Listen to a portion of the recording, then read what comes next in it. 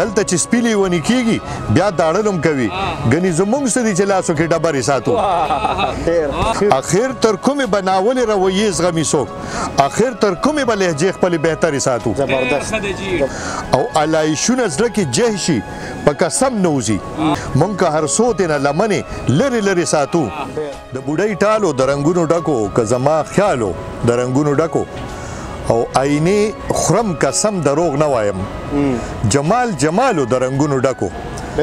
او خولې بدن ته پام د چاو که په شکالو د رنګونو ډکو منظر شاته بل څوک دی دا یقین مې سل پسل دی او مخامخ اوږه د بل ده دا ټوپک مردار د بل دی سلامونه نیکې هیلې او ډېر زیات احترامات محبتونه او خصاتونه ومنئ خپرونه ده ستاسو خپله غزلزار او زه یم غازي نادان قدرمنو د نوښار په ښکلې سیمه کې ناست یو حکیم آباد کې او دلته موږ سره ډېر محترم مشر د دې علاقې ښاغلی ډاکټر ساغر یوسفزی صاحب ناستې کوي ډاکټر صاحب ډېره زیاته مهرباني چې موږ له دغه خپل قیمتي وخت راکړو او ژوند هم څنګه روان دی ډېره مننه چې تاسو موږ پورې راغلی او موږ ته مو دوره عزت راکړو چې موږ خپلو مینوالو سره ستاسو د کیمرې په سترګه باندې مخامخ شو الله مو راته ښه د آباد لره بریالي اوسي راته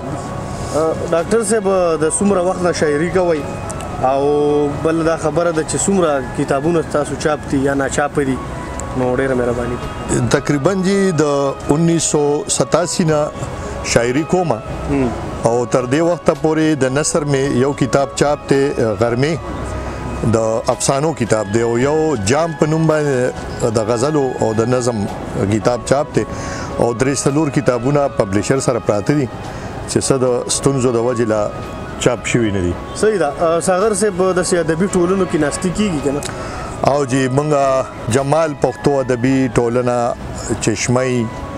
روح الله دورانی پښتو ادبي او ثقافتي جرګه نوښار د دې روح الله جنرال سیکریټري مجي ګندارا پښتو ادبي ثقافتي جرګه حکیم آباد نوښار د دیم جنرال سیکریټري ما داسې هم نوا پښتو ادبي جرګه غي کوم ناسته پاسته کو ډیرو جرګو سره چې څوک د غرا کې مونږ چرته ایثار شوی نیو د پښتو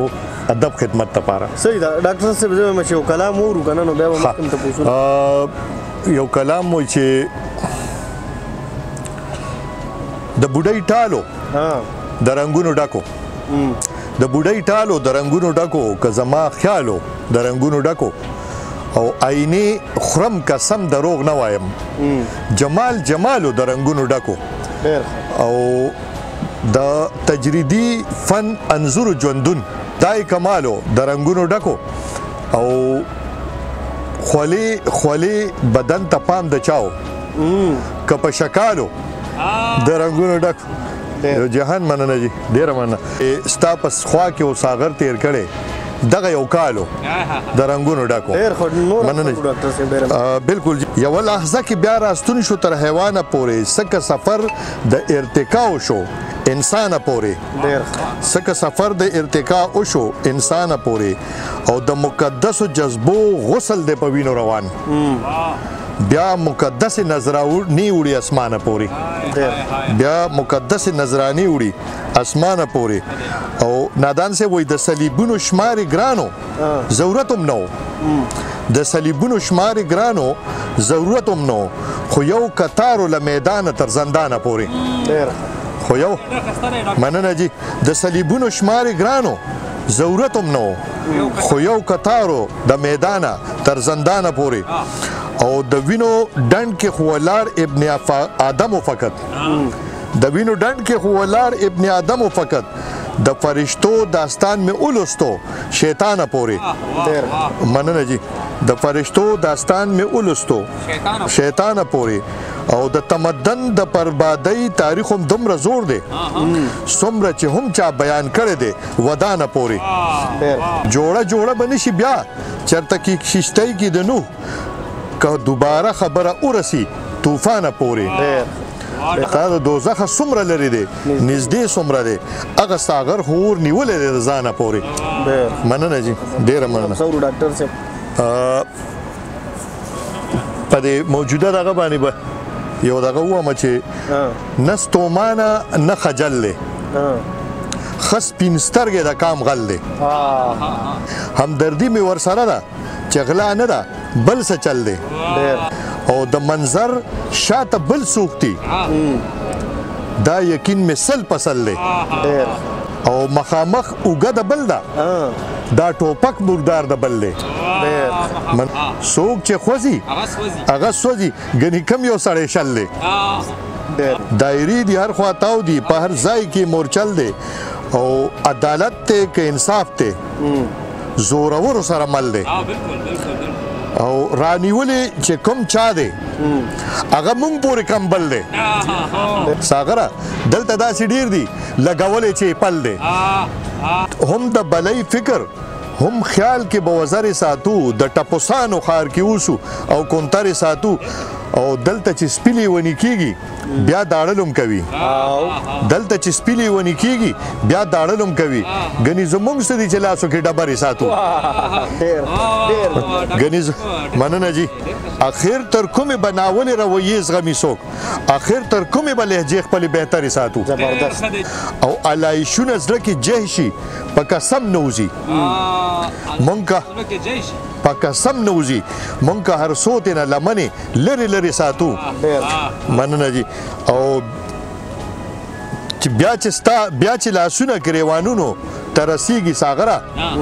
د مروت لمنې ولې دومره سترې ساتو حقیقتونه چې رڼیږي پیمانه به څه وي حقیقتونه چې رڼیږي پیمانه به څه وي بیا چې تر مونږ را رسیږي زمانه به څه وي ډېر مننه جي لفظونه ستا تحریر هم ستا نو ولې ګونګ ولاړې اوس که عزت تشریح کومه نو معنا به څه وي اوس که عزت تشریح کومه نو معنا به څه وي خدایا ته هر ګونج کې موجود او ستا یره هم شته د تنهایی د دې نه لوی افسانه به څه وي او زغم چې د ځان مزاحمت دی ریز مریض کی سړی که دا هم نه وي د بېوسو بهانه به څه وي د تیر وختونو آینې ته درنګ په درنګ ودرېدل له دې نه زیاته د زخمونو خصمانه به څه وي منظر صاحب دلته په ښار د نازل شوی بلاګانو لاس کې چې مې تر ګوره رسوی شي تازیانه به څه وي څه یو نیم درد خو به پالو چې پیدا زړه وي آباد صد خد آشنا خو بې مرشد آستانه به څه وي مننه جي او ساغره دم تعویز لري یار د بلا اوزغوا شرم هیڅ مه کوه صفا وایا نظرانه به څه وي ډېر ښه یو کلام بله مور چې د روڼ سهارې څومره اوازې وي هغه واړه ګمانونه اندازې وي او دیوالونه د دې ښار په چونه سپینو او د خلکو په مخونو مغازې وي او دریسې یې د رڼا په طرف نه وي د هوا په لورې بندې دروازې وي او د خاورین